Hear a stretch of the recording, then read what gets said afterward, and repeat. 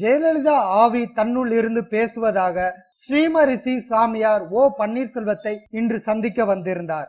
மேலும் அவர் இன்று காலை தீபாவை சந்தித்து இரு தண்டவாளங்களில் நீங்கள் பயணிப்பதை விரும்பவில்லை என்று தெரிவித்ததாகவும், இருவரும் ஒன்றாக இணைந்து பயணிக்க வேண்டும், உங்கள் இருவரிடமும் இந்த கட்சியையும் ஆட்சியையும் ஒப்படைத்து உள்ளேன், யாருக்கு எந்த நேரத்தில் பொறுப்பு கொடுக்க வேண்டுமோ அப்பொழுது நான் கொடுப்பேன் என்று கூறியதாக தெரிவித்தார். அவர் இன்று பேசியதில் முக்கிய பதிவுகளை இப்பொழுது பார்க்கலாம். அது இறந்தது பற்றி நீங்கள் இப்ப கேள்வி வேண்டாம்.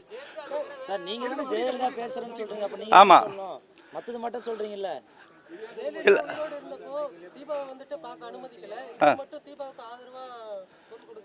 அல்ல, அனுமதிக்கப்படவில்லை அப்படிங்கிறது தான் அந்த குற்றம். ஆனால் என்னுடைய நாலேஜுக்கு வராமல் திருப்பி அனுப்பப்பட்டது. இருப்பினும் அதற்குள் சில விஷயங்கள், அதாவது எனக்கு மாறாகவும் எனக்கு பிடிக்காமவும் நடந்ததால் நான் அதில் முழுமையாக விரும்பவில்லை. இன்று ஆட்சியை காப்பாற்றுவதற்கு என் ரூபத்தில் அவள் இருக்கிறாள். அதனால் அவரையும் ஓபிஎஸ்ஐயும் ஒன்றாக சேர்த்து வைப்பது என்னுடைய கடமை.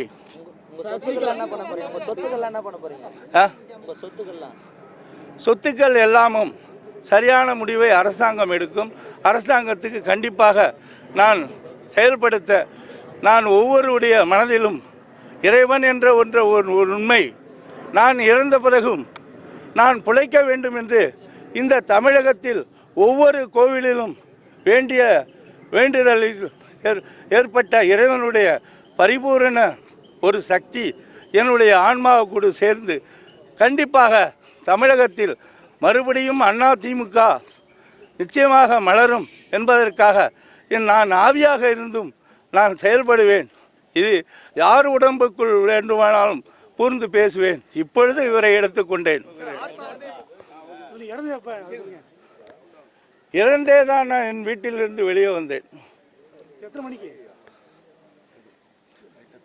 என் உடல் நலம் சரியில்லாமல் மயக்க நிலையில் வந்ததனால் மணியை கவனிக்க முடியவில்லை.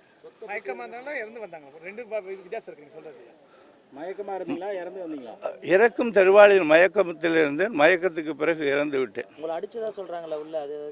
அதை பற்றி நான் கருத்து சொல்ல விரும்பவில்லை.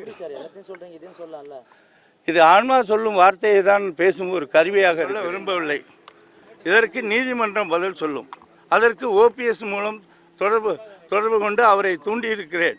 இந்த ஓபிஎஸ் அவர்கள் எனக்காக ஒரு கோவில் அமைக்கிறேன் என்று குறிப்பிட்டிருக்கிறார். நான் இன்று சந்திக்க போனேன், சந்திக்க முடியவில்லை. இருப்பினும் என்னுடைய உணர்ச்சிகளை, நான் உடல் இருந்தால் அவர் எப்படி மதிப்பார் அதை அவர் அறிந்து கொள்ளவில்லை. இருந்தாலும் என்னுடைய ஆன்மா இப்பொழுது சொல்ல வேண்டியதை சொல்லிவிட்டேன்.